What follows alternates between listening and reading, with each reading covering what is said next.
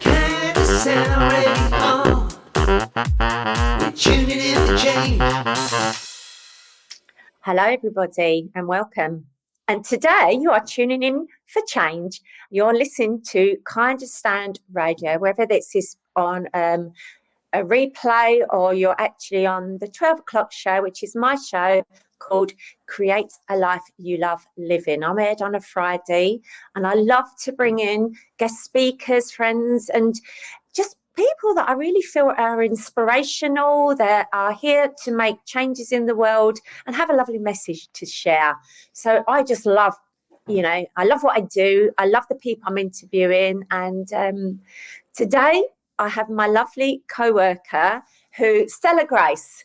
So I met Stella through KindaSound Radio. And as soon as I met her, I knew this lady had a heart of gold, and she was the wisdom and the knowledge and everything that she represents. She actually walks the walk, talks the talk, and she's very authentic.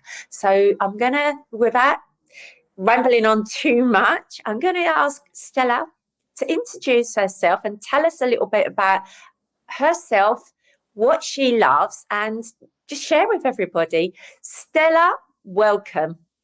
Thank you so much, Laurine, for having me on. It's an absolute pleasure to be here chatting to you. And it's a change being in the hot seat, actually. It's lovely being interviewed. Thank you. And a real change for me. So I love this. We get to do shows together and swap roles. So thank you for having me on.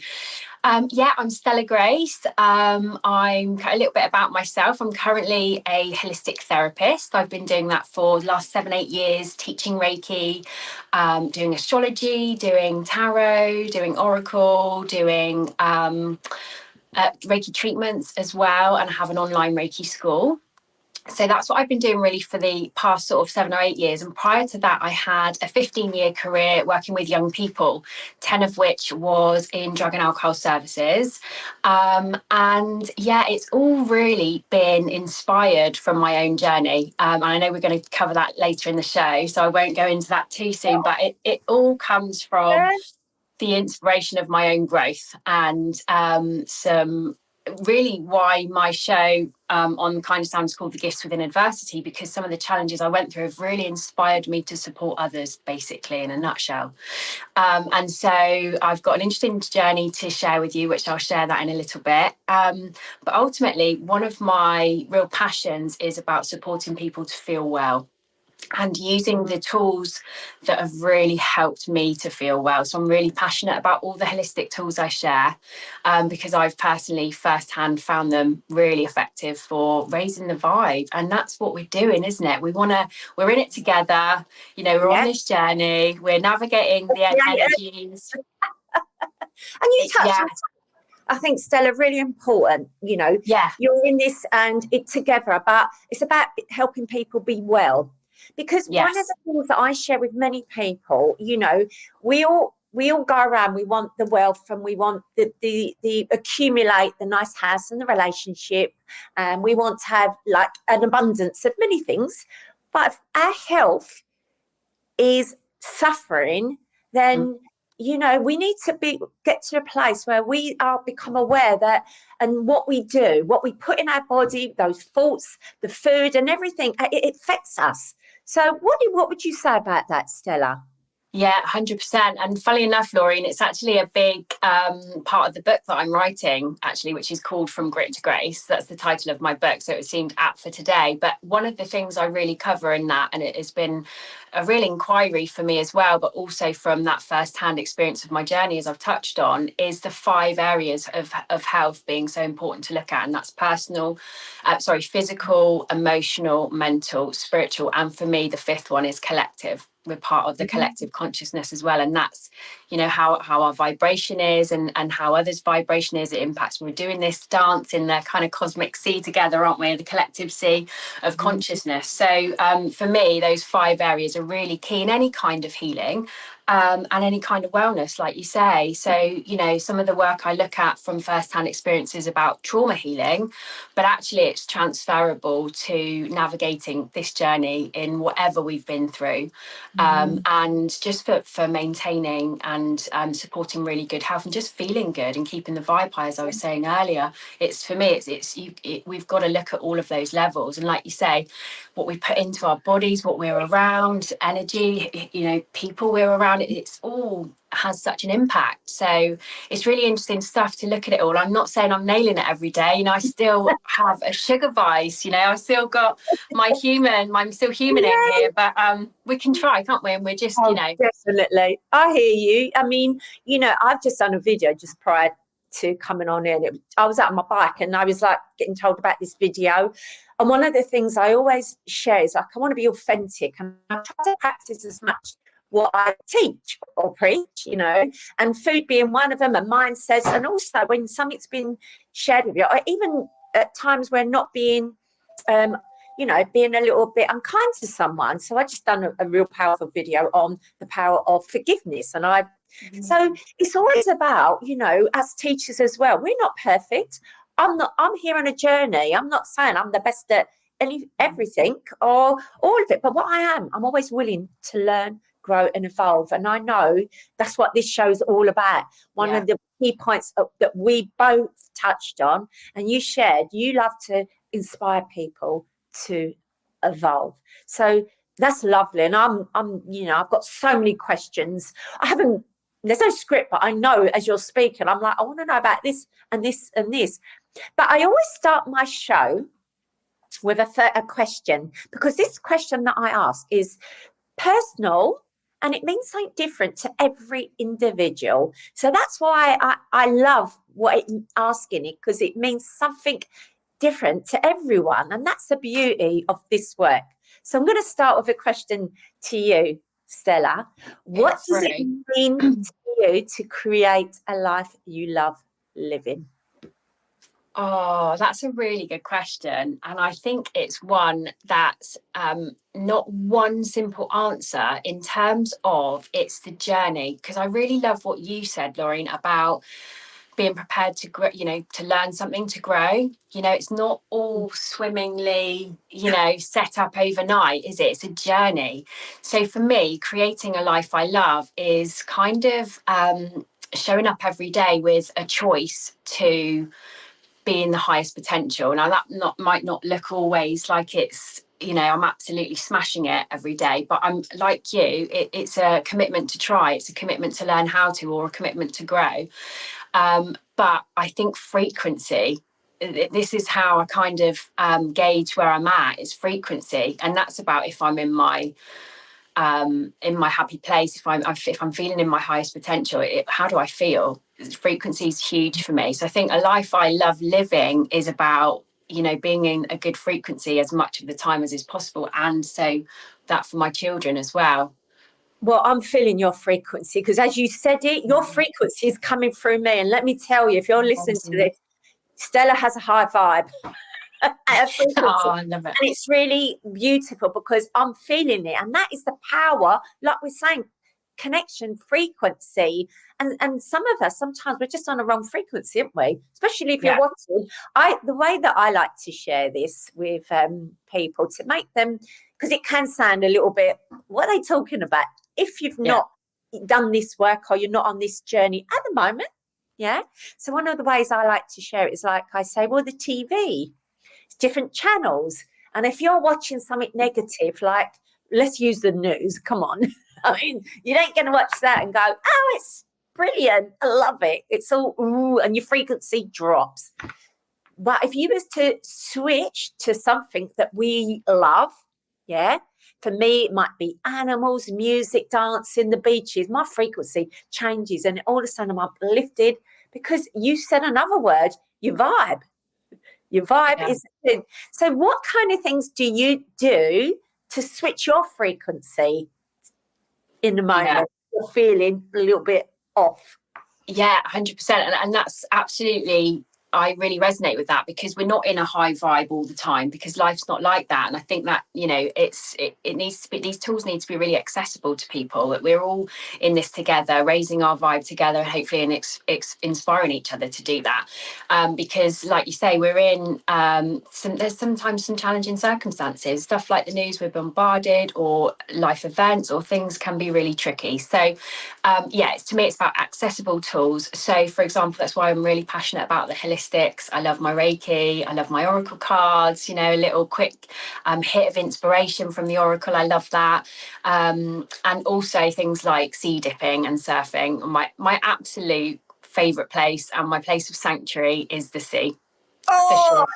Yeah, I mean, I'm a Cancerian, it's a water sign, so I'm naturally happy by the sea. That's kind of from an astrological point of view. But even astrology aside, I think, you know, it's just cleansing, it's energizing, it's got so much to teach us in terms of, you know, it's humbling, it's powerful, it's relaxing, it's, you know, depending on the conditions, which again are so changeable. I mean, I could talk about the sea all day, but for me,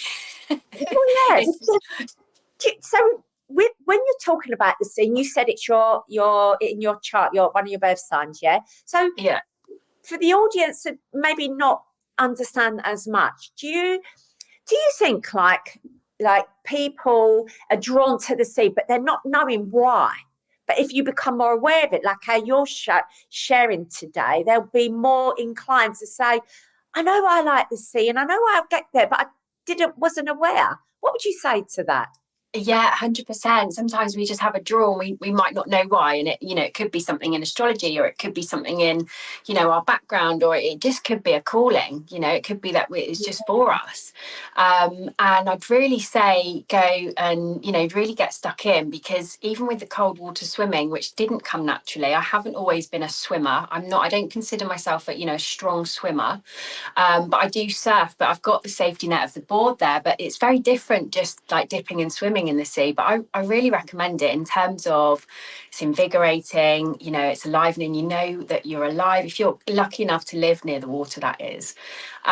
Because for me, it's just that's one of the things that's an absolute game changer. And it can be quite a quick shift state, because going back to frequency, for me, these tools are really important in terms of shift in frequency with something we can access quite quickly in our day, whether that's dipping in the sea, whether that's a Reiki treatment, whether that's sticking onto music, feet in the earth. There's so many things we can adopt that can be quite a quick thing in a busy schedule.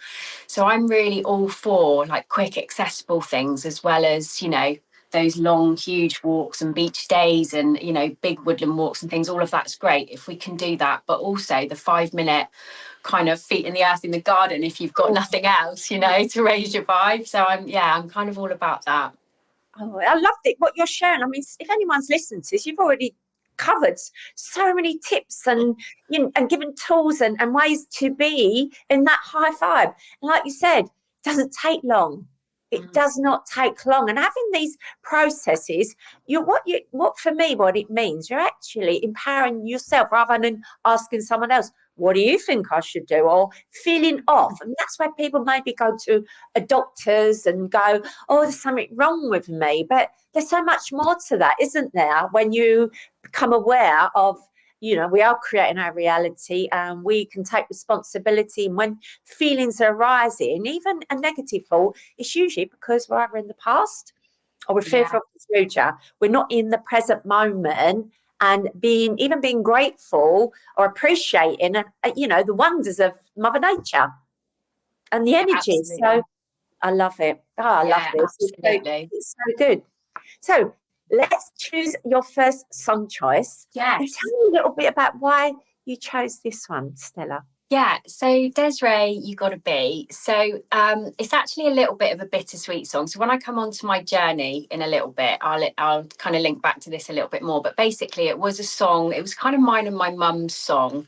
And as I was growing up, I had some quite difficult experiences, which I'm going to come on to after the song. But it was a song that I think Desiree, by the way, was a bit of a goddess before her time. I listened back to the lyrics. It's quite an old song. Oh, not old, but you know. it's a few years old now, that song, and I listen back to the lyrics occasionally, and I'm like, wow, she's really onto something actually. And I think she was a bit of a goddess for her time, because the lyrics are actually quite powerful in terms of being quite inspirational, being in our power. There's a lot of that within there. But it was quite bittersweet, because it was a song that was mine and my mum's. And when I was kind of supporting her with her addiction growing up, I kind of took on that carer role, which was quite heavy. And I'm going to come on to some of the gifts that I've gained from that journey in hindsight. But it was one of the songs that I look back and I wrote in a card when I went travelling when I was 16. And I was quite concerned about leaving her. I was going on this amazing adventure. I'd left school. I went travelling really early because I wanted to see the world and see other cultures. But I was quite concerned about leaving her. So I wrote the lyric. I said, look at the lyrics while I'm away. Look at the lyrics of this song. Keep in mind what the meaning is. Keep strong. You know, and I kind of look back at this. I looked back at the card the other day at my 16-year-old self. And I thought, wow, that was kind of like wisdom before my years. It was kind of, it's the type of thing I'd say to a friend now I'm 40, but I was saying it to her when I was 16. So it's bittersweet. She is a dear soul, and I'll share more about her later. But it's a lovely song with lots of wisdom in it, and a nice high vibe from Desiree. High vibe from Desiree. Thank you, Stella, and thank you, Tango. KindaSound Radio, the station for a global community. Hello and welcome back, everybody. My name's Laurine Traquair and my show is called Create the Life You Love Living. I'm aired at 12 o'clock on a Friday on KindaSound, which is an amazing station. Honestly, I cannot be so much more grateful for the presenters, the kindness and the love and the wisdom, and everybody's teaching with the pure intention of helping, making the world a better place. And for me, it's always for the children and the children's children, leaving this legacy. And I love this station and I think it's so needed. So you can find us on Telegram. You can find us on all the podcast stations, or just reach out. Join us. Join the tribe, the high vibing tribe. So with that said, welcome back, Stella Grace, my lovely friend, co-presenter. And just before we went off air, we were talking about all the information, or what Stella does when she's feeling off of her high vibe, and what she does to get back on the high vibe, what it means to be inspired and evolve and create a life. And it was lovely. So now the question I'd like to go a little bit deeper on with Stella. She's been on a journey, like we all have. We don't just get here, do we, Stella? We all go on a journey. And for some people's journey, it's really like, it can be like stable or high. And for some, not so. Yeah. So I would like to ask some questions around the journey that you've been on, Stella, and share with everybody a little bit more deeply about what got you to doing what you did today. Yeah, of course, Laurine. So I was very fortunate in that I was unconditionally loved deeply by my mum. So I know that, and I still feel that. She's in spirit, but I know and feel that deeply, and I'm very, very blessed and grateful for that love, because it was present. But that said, I had quite a heavy ride through my childhood, because she was a chronic alcoholic. So her needs were such that my needs were not met, really, as they should have been, as any child should have been. And so there was a lot of chaos. There was a lot of unpredictability. There was a lot of times where there was a lack of safety in the home and growing up and out and about.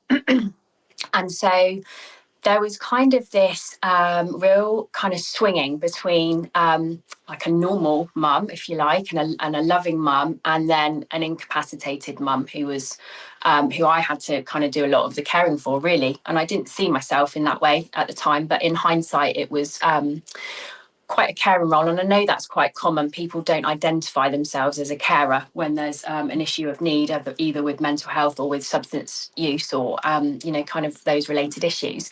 So I spent a lot of time either feeling quite neglected, or there were issues of physical safety in the home that were compromised. There was a lot of parties, there was unsavoury characters in the property, there was different instances that went on that were incredibly traumatic. And that was over my whole childhood, really. My earliest memories are kind of marred, if you like, with kind of these instances of alcohol and big kind of flare-ups as well, you know, big kind of arguments or violence, or just mum being in an incapacitated state as well was also quite scary in itself many times. There were times I had to be taken in by the neighbours. I remember one Christmas Eve having to go in and stay the night because mum was kind of in a state on the doorstep. We were trying to find the keys, been down the pub, you know, all of that kind of stuff was kind of quite standard. So when I approached there was a couple of real turning points for me in terms of how that supported my journey. And it's been really key. And that's why I look back with, you know, first of all, gratitude for the love that I did receive, because I still feel that in connection with my mum now, who's in spirit. But second of all, with gratitude for the gifts that I gained through that time. Because when I reached my teen years and I was asked that kind of pivotal question that some of us get asked at school, what do you want to be when you get older? I said, I want to help other people. And what I was thinking, because another aspect of growing up with alcoholic parents or substance misuse is often that the child won't want to kind of voice too much about what's going on to other people out of loyalty. So I didn't say the full story, but I said I want to help other people. But what I was thinking was I want to help other people who are going through what I'm going through, because no one's helping me.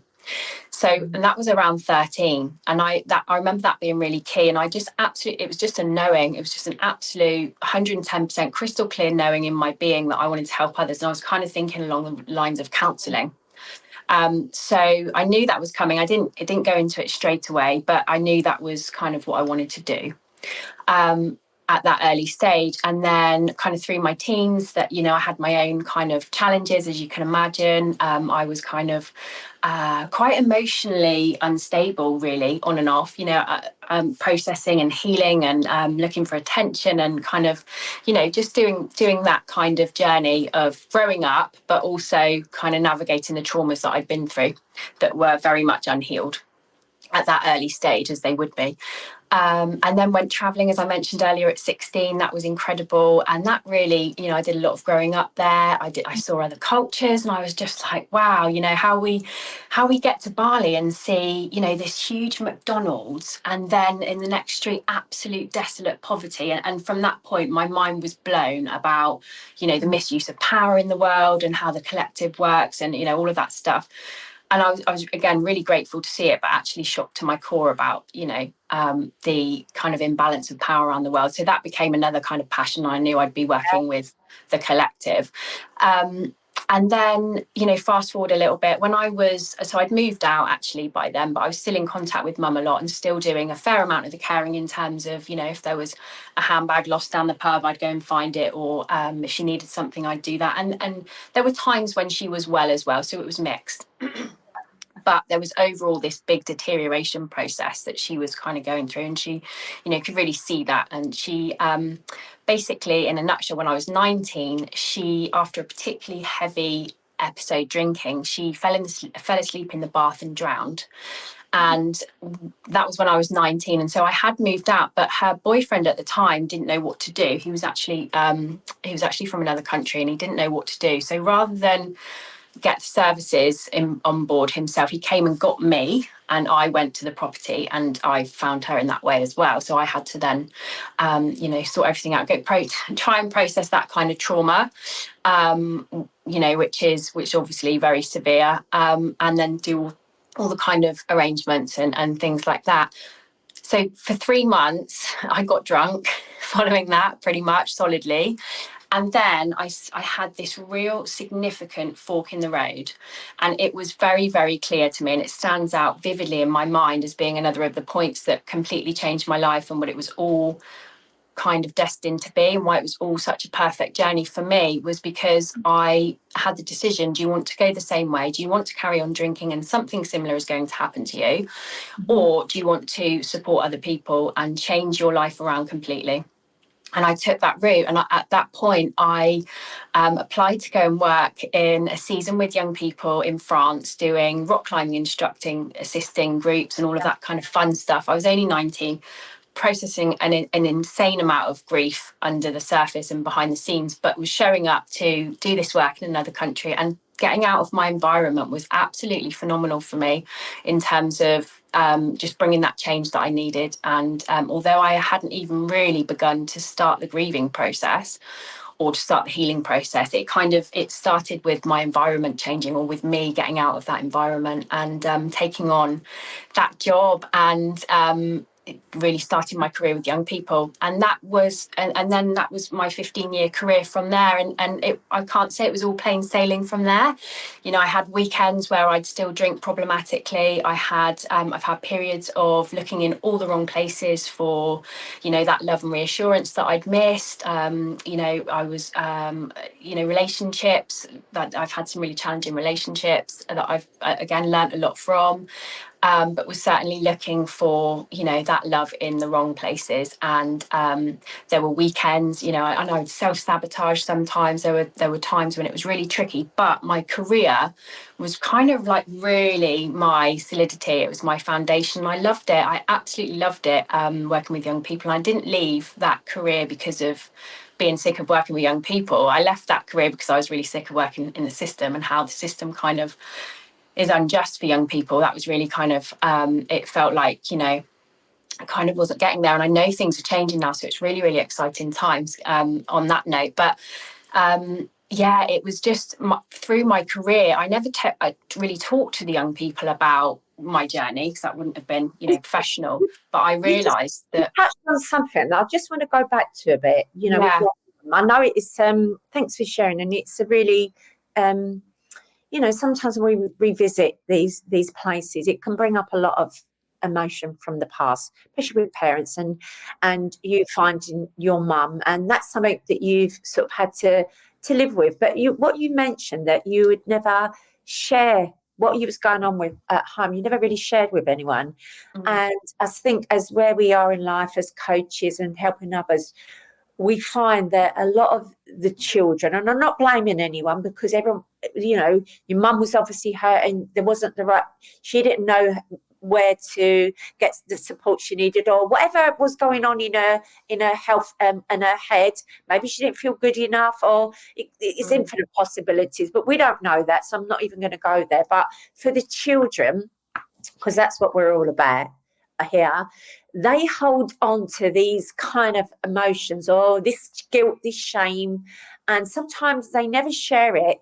You was able to turn it around to your advantage and say, I'm going to make something of this. So did I. Yeah.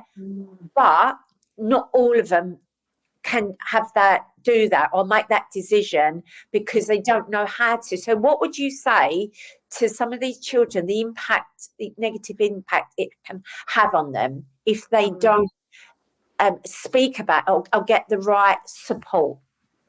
Yeah, I'd say find your trusted grown-up, because there is always somebody, normally, who is trustworthy in the circle, whether that's a friend or a different family member or a youth worker, or somebody who is, you know, going to do the right thing for you once you've opened up. And I'm not saying that like it's easy, because I do that. There were people I connected with, but not fully, you know, opened up to. So I'm not going to say it's easy, because I didn't actually manage to do it. But there are people. And I think the other reason why I'm really passionate about some of this work and having these conversations is because I think services and the system, you know, this is again about collective awareness of this hidden harm, which is what you're talking about, Laurie, as well. The hidden harm of what goes on is absolutely a consideration for services, as well as for us talking to, you know, families and each other, and just putting stuff out in public. It's actually the system as well that is changing and is collapsing as we know it,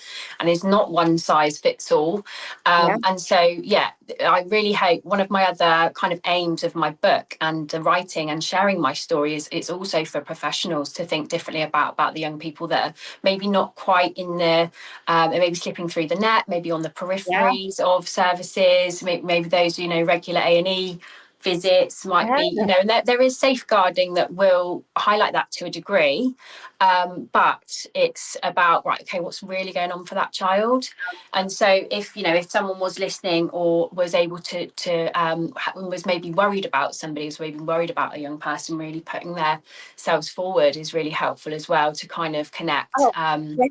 And also, don't you think sometimes it's like people don't always want to share their troubles with a family member. We need somebody that's neutral outside, but also somebody that's focused, because you know that we've worked with you. So I have lovely Kate Bruce, you know, we done the youth hubs, and you know, lots of those youths were coming in and they were angry, they were labelled, they've got this and this wrong with them, and nobody kind of wanted to know. The systems was just putting them in a room. Well, you know what? All they needed to someone was to talk to them. Yeah. Well, you know, ask them questions instead of just assuming that they're bad or assuming that you know, this is what they always do. It's once you connect with them and there's a safe space to share some, and you know, even asking them, is everything all right with you? Or you know, what is it you love? And even bringing out their unique gifts and skill sets, it makes them feel. They come alive, and you can see in their faces when somebody's asking them, "Oh, what do you love? What do you want to do? What are you good at? Tell me about you." It changes because, you know, we know from, as you shared, I come up from a family that could be dysfunctional at times, and I'm very aware that, you know, my brother and sister, they still can be, you know, blaming situations, and I'm not going to go too deep on it because I don't know if they'd want me to share everything, but they, you know, they're hurting inside, and my mum did what she did with a level of awareness, but it was still at times very, very dysfunctional. But I was blessed to have a brilliant aunt you've met, and other family members that I could talk to that was so encouraging, that was just there to listen to me, help me, and, you know, not judge. So, and it's so important. But I think looking back now, there was holistic schools and other spaces. Oh God, I would have loved school more. So it's so important, and the work that you're doing, Stella, it's beautiful. And we all do that from, when, you know, our experiences, don't we? The journey that we've been on, because we go, well, we do differently. Absolutely. Yeah. I mean, there's so much there, Laurine, to come back to. I think there's a huge amount about services in terms of supporting them to, you know, things are different now and things are changing. So I think it's really, really important to be sort of mindful of young people and their individual needs and coming alongside. So one of the things I loved about being a drugs worker in the youth offending system was it was like good cop in the bad cop kind of, you know, because it was a sanctioning, punishment driven, you know, enforcement agency based on, you know, the criminal justice system. So I really loved being a drugs worker because to me it felt like the best of a bad situation. So those young people were going to be sent there, they were going to be there. So it was my job to say, how are you doing today? What do you need today? Like, you know, it was pretty much like sort everything else. Just how are you today? What do you need? Like, what, you know, and that was really kind of like a massive basis of my work there for that 10 years. Yes, there were outcomes driven, you know, yes, it was about trying to reduce their level of use and reduce their harm, which, you know, we did a lot of work on that. But ultimately, the other thing I've learned from all of those years as a child of an alcoholic and all of those years in working with young people with drug and alcohol issues is people don't change until they're ready. And so it's not about trying to enforce agendas. Like, that is never going to work, you know. it's not about not trying to support change or inspire change. That's fine, but ultimately people will not change until they're ready. So it's really coming alongside. How are you doing? What do you need today? Where are you at? Well, they've got to build trust with you as well, haven't they? Otherwise, Yeah. they feel like you're forcing something. It can be disempowering to someone saying you need to do this, because once again, that's like being told. No one wants to be told, but hopefully, if you build a relationship with somebody, the trust comes in. They trust you, and you can nurture them to want to, because we want what's best for them. But ultimately, one of my favourite sayings is my granddad used to say, you can lead a horse to the water, but you can't make him drink. And it's just like that with people, aren't they? Because we have free will. Mm-hmm. Whether you're a child, an adult, or anyone, we have free will. Yeah. And that's a choice, whether you want to do something or not. But it's actually allowing that person to grow. And when they're ready, and sometimes it might take years. Yeah. It might be down the line after, you might not even be aware of it. It might be after you've come into contact with them, and then years down the line, something shifts on their journey and they go, oh yeah, that's really confirmed, that conversation I had 10 years ago or whatever. So I love that, because it's absolutely about the relationship building process and trust. That has to come before anything. And I think that's, really key and innate for us as people, connecting with each other, but also thinking about young people, supporting them, the next generation, inspiring our collective to evolve is, it's about trust and unity and coming together, coming alongside. Again, go back to that simple, how are you doing today? And what do you need? Because that's where it starts. It starts trust, unity, all the things that, makes and building these communities where people come. This is what the radio station's about. They can share, they can be themselves. We're not here to judge them. If they're, something's not going right for them, they can reach out to someone. It's a safe space as well to be able to be yourself, isn't it? So, it's lovely. And you know what I see with you, you really are doing a lovely job of being in service. Yeah, all your gifts and talents through whatever, the journey that you've been on. It's a hero's journey. Thank you. Yeah, it is actually. And it's also one of the things I'm grateful for in terms of the gifts. It's one of the things I look back on, all of that kind of trauma and some of the horror that it really was at times. And I can say it, lightly now, because I'm in, a really good place. But it's been so shaping in terms of absolutely clarifying my passion and my purpose on this planet. Like, it's all been completely perfectly aligned for me. I've absolutely no shadow of a doubt for that. And it's continuing to, unfold all the time. But I just feel like there's so many deep gifts from when we look at our journeys, like the resilience, the sense of humour, not sweating the small stuff. Supporting others, like you say, being in service. That's what it's all about, because we're all evolving together, aren't we? We are, and collectively we're coming together to be the change, because if we don't do nothing about it, nothing's going to change. And if we moan about something, that's not going to make a difference as well. So okay, well, let's choose your next song and tell us a little bit about why you've chose this one, Stella. Yeah, so Ben Howard, Keep Your Head Up. The message in this, sometimes that, there's been times when I've looked back or been on the path and thought, oh gosh, it is a struggle today, or it's, it is heavy energy. And this is just kind of keep your head up, keep your heart strong. And I just think it kind of brings me back, and it reminds me, what I've overcome. Not just when it's tough, but what you've already overcome, I think is quite empowering. You think, I can get through this. And I also just think most things by Ben Howard just kind of sound like the sunshine and sea to me. Like, his guitar riffs and his voice just really sound like summer. So it's just got a nice energy about it as well, and some nice lyrics as well. Beautiful, thank you. And here we go, Django. KindaSound, tuning in for change. Hello and welcome back. My name's Laurine Traquair and I'm on KindaSound Radio. My show's called Create a Life You Love Living, and you are tuning in for change, where we are sharing wisdom, truths, spirituality, and all things that helps us grow spiritually, emotionally, mentally, that hopefully these conversations will inspire you to evolve into the next best version of yourself, because that's what it's all about. And I have my lovely co-presenter, Stella Grace, and just before we went on off air with her song choice, we were covering all things about her journey.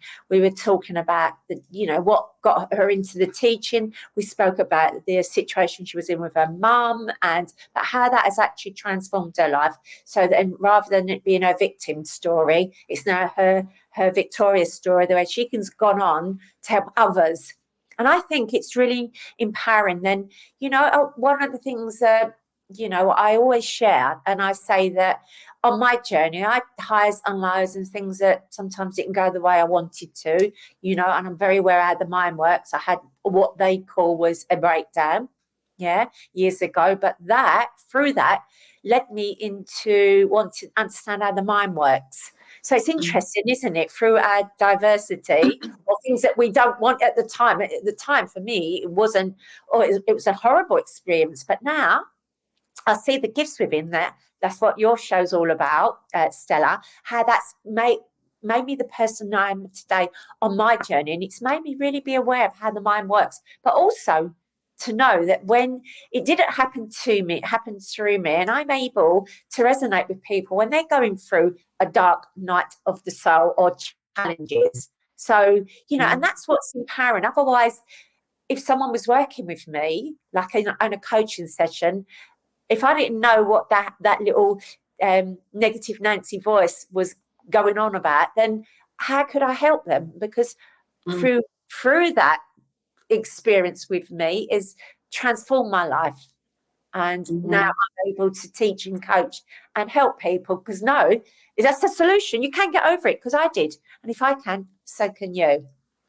So thank you. While we was off air, I was chatting with Django, our lovely co-host here, who does an amazing job of all of this work, uploading our recordings, doing the lives, keeping us all on track. He goes above and beyond it. And I asked him a question: what do you do when when you're feeling a bit off? And one thing that we were having a conversation about was the energies. And how powerful they've been at the moment. And we know that especially around a full moon. I felt it. I know that it's almost like something's percolated in me, and it's always, every moon is different, isn't it, Stella? And those energies was coming in. I was feeling anger and a little bit of frustration, or judgmental. I was aware of that, which is why some of the recordings I've done yesterday and today were to release that and be authentic and share. So, being a astrologer and all the lovely things you do, can you talk a little bit more into how the energies affect us, but also other people's energies?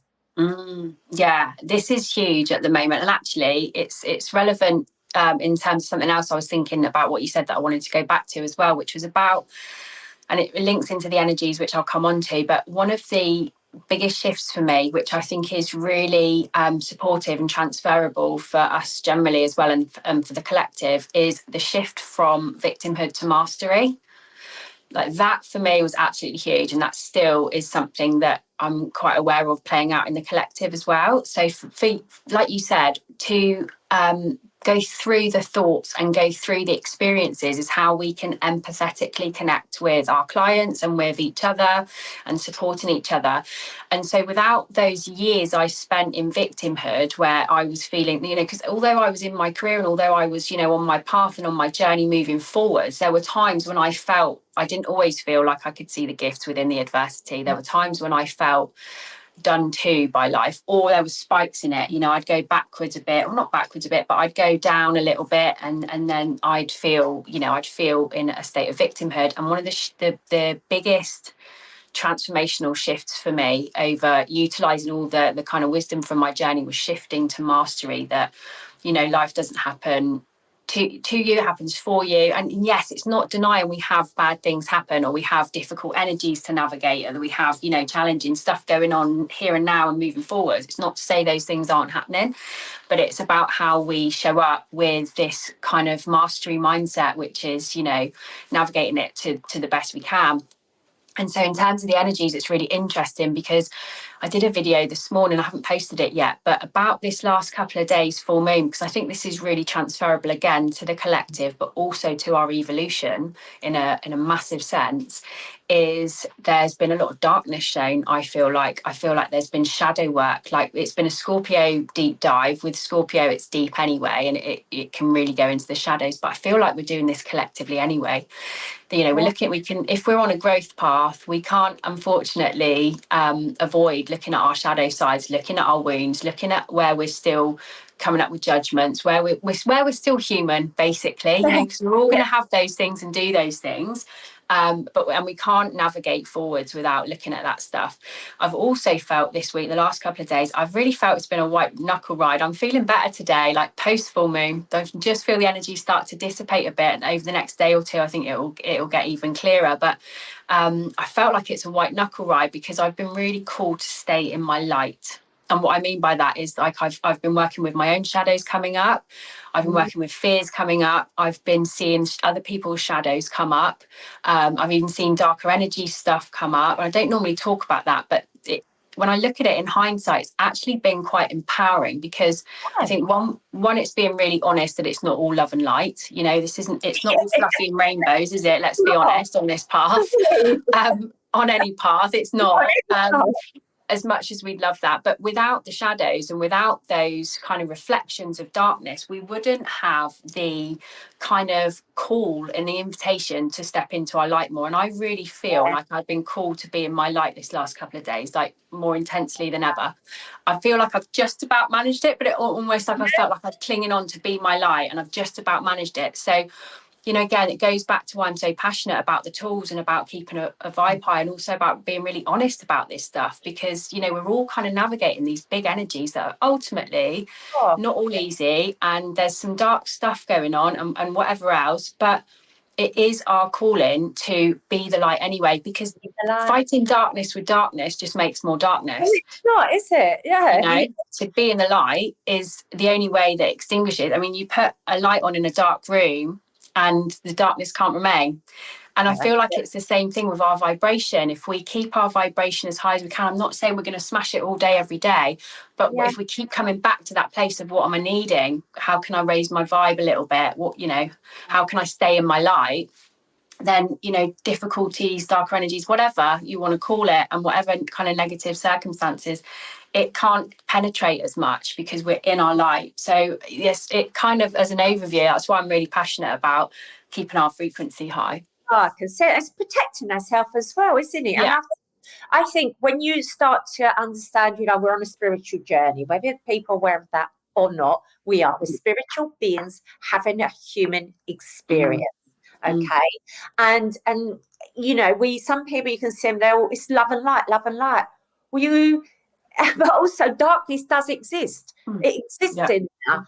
And, you know, if we don't become aware of it, we can't always do a spiritual bypass either. Shadow stuff comes up for us, and especially around a full moon time, to us to be aware of. Because until we become aware, how can we move forward and do the inner work? And it's almost like some people want to avoid it, but it's like having a cork and you're holding it under the water and it goes, don't come up. I just want to be loved today. I just want to be this. Also, sooner or later, it's going to pop up to the surface.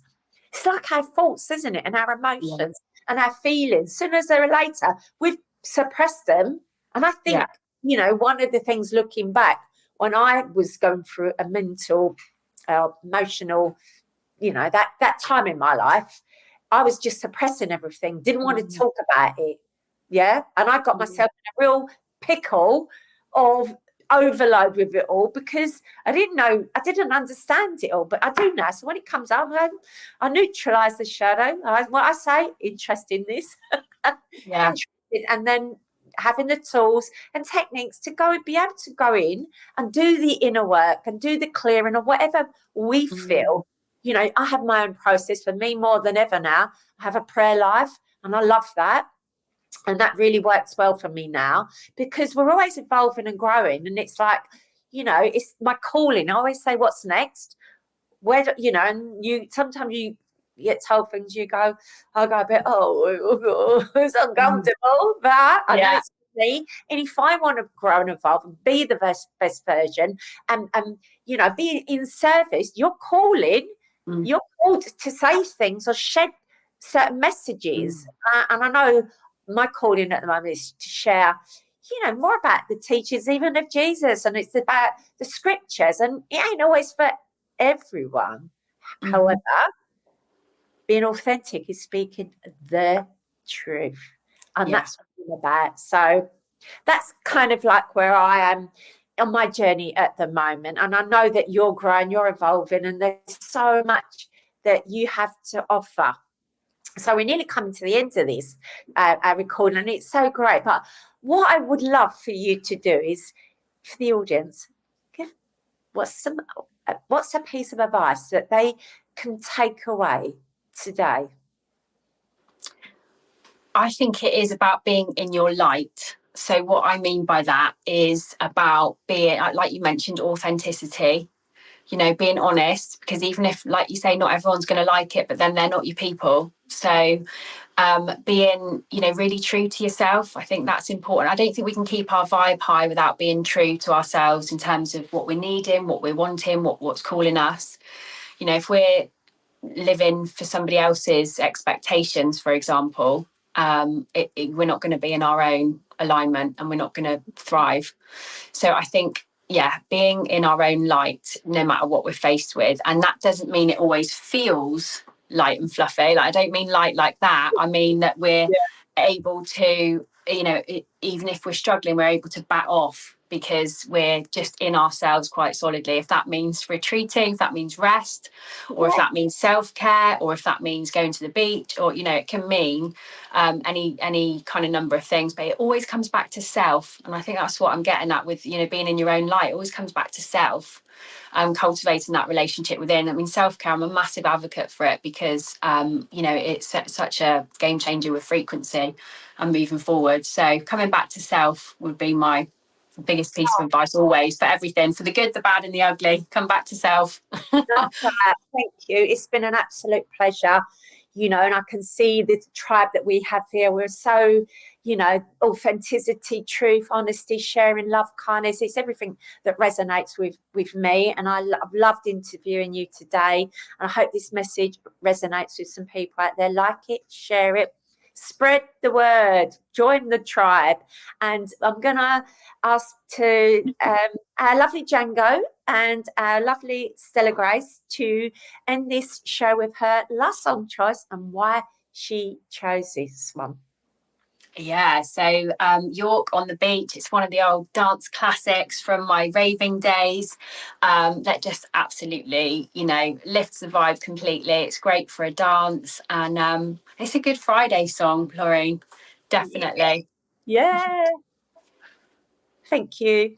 Thank you. Thanks for having me. Thank you so much. Thank you to all the listeners.